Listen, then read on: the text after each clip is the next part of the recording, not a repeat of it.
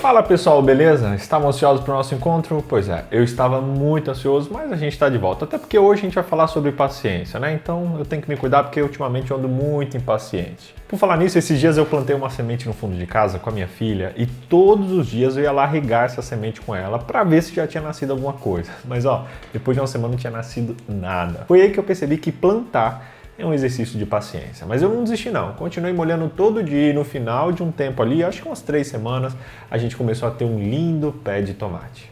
Eu deixei ele morrer um mês depois, mas tudo bem. Fato é que esperar e persistir valeu a pena. É sobre isso que a gente vai falar hoje, paciência e perseverança. Vem comigo.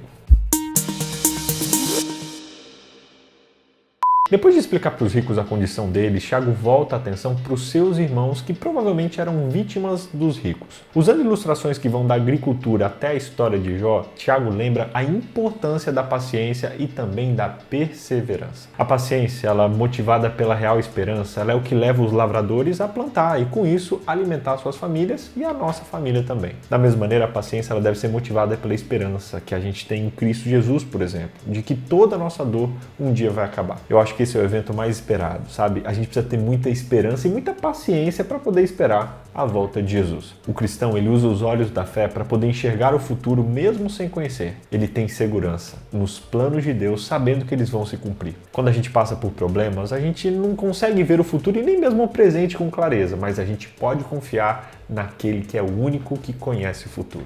Eu quero te fazer uma pergunta.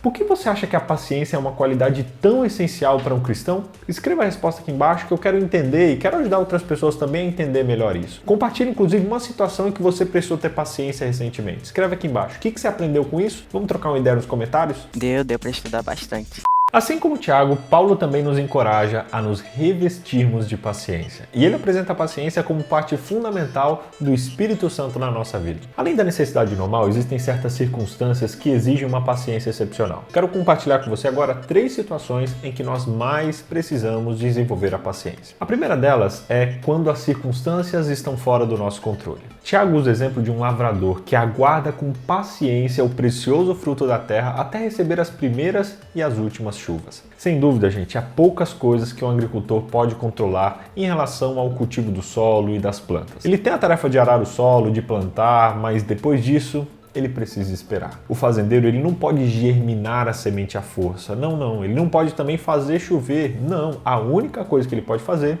é esperar, orar e vigiar. A paciência às vezes parece muito passiva. Ela requer confiança em outra pessoa ou em outra coisa. E uma quietude, sabe? Em vez de uma busca frenética por controle. Muitas vezes o maior desconforto da paciência é que não tem nada mais que você possa fazer além de ter paciência. Mas se você parar para pensar, essa é uma boa notícia. Quem você prefere deixar no controle? Um ser humano limitado como você ou alguém ilimitado e experiente como o Deus Supremo, dono do universo? Eu acho que não dá para ter dúvida, né? Sim. Segundo ponto, a gente precisa entender quando as pessoas não mudam. Os profetas antigos, eles são um dos melhores exemplos de paciência e perseverança. Lá no livro de Isaías, Jeremias, Oséias, Amós, além de vários outros, está escrito várias súplicas e convites de Deus a uma nação obstinada. Existem várias analogias da vida real e também metáforas complexas e até mesmo lágrimas desses profetas pelo povo não ouvir, e isso não comovia as pessoas. Mas ainda assim, Deus continuou enviando profetas e finalmente enviou seu próprio filho. A nossa paciência não deve depender de outras pessoas, sabe? Ela deve depender unicamente de nós. Assim como Deus, nós temos que ser pacientes independente da postura das outras pessoas. O terceiro momento onde você tem que desenvolver a paciência é quando você passar por uma experiência inexplicável. Jó é um livro extenso e cheio de diálogos profundos que conta a experiência confusa de um homem que amava a Deus. Mesmo que os leitores recebam informações sobre as conversas entre Deus e Satanás a respeito de Jó, o livro não responde todas as perguntas. Além disso, é provável que Jó nunca tenha conhecido essa parte da sua própria história, ou pelo menos não enquanto estava passando pelos momentos mais sombrios. Ainda assim, Jó permaneceu fiel a Deus. Ele não deixou de fazer questionamentos e de se queixar a respeito do que ele estava passando, mas ele se recusou a aceitar a teologia equivocada de seus amigos ou a recomendação da sua esposa de amaldiçoar a Deus e morrer. Jó nem mesmo ficou em silêncio, não. Ele se manifestou, mas ele teve paciência para passar por aquilo. A paciência às vezes é dolorosa. Ela trata-se de uma experiência de esperar e muitas vezes não saber por que isso está acontecendo. Isso estralhaça o coração da gente, sabe? Às vezes respostas posteriores trazem clareza e alívio, mas muitas vezes a gente só vai ter essas respostas lá no final. Como cristãos, a gente precisa exercitar a paciência em relação a Deus também, porque Ele pinta um quadro numa tela muito maior do que a gente pode ver. Ele conhece o fim desde o princípio, Ele enxerga tudo. E muitas vezes, na verdade sempre, a gente tem uma visão muito limitada. Qual desses 3 momentos você mais precisa desenvolver paciência? Você mesmo. Quando as circunstâncias estão fora do controle, quando as pessoas não mudam ou quando você está passando por uma experiência inexplicável? Comenta aqui embaixo que eu quero saber um pouco mais. Deixa tomar pouquinho. Deixa.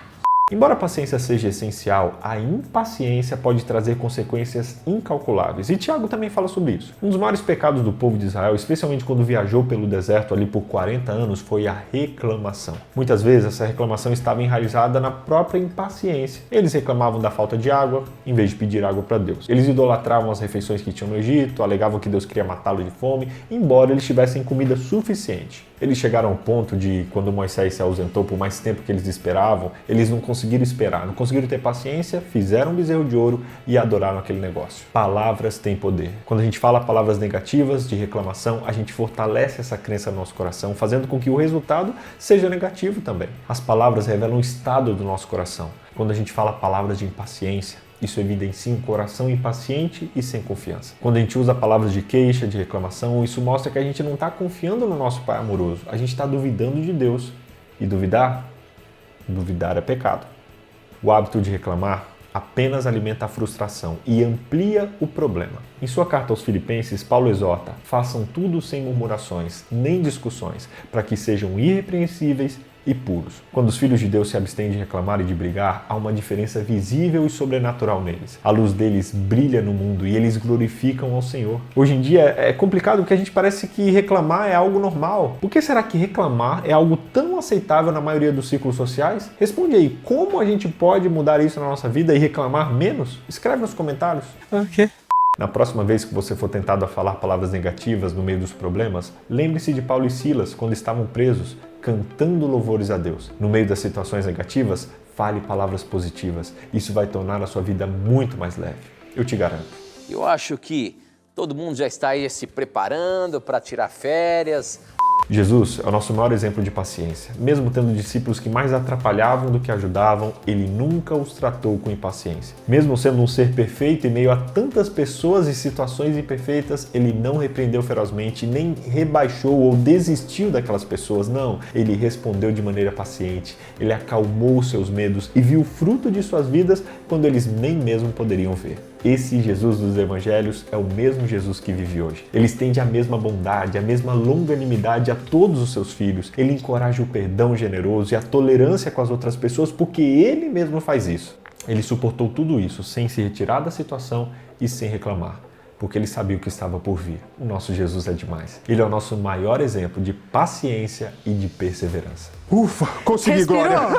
Resumindo, primeiro, a paciência é enxergar o futuro com esperança. Segundo, a paciência é desenvolvida em momentos desafiadores. Terceiro, paciência é fortalecida por palavras positivas em situações negativas. Quarto, a paciência foi uma das principais características do nosso Jesus. A mensagem de hoje deve nos motivar, sabe? Nenhum desafio é grande o suficiente que possa se comparar com os planos de Deus para a sua vida. Nenhum desafio é grande o bastante que possa se comparar à glória eterna que você vai receber. Eu não sei qual desafio você está enfrentando hoje.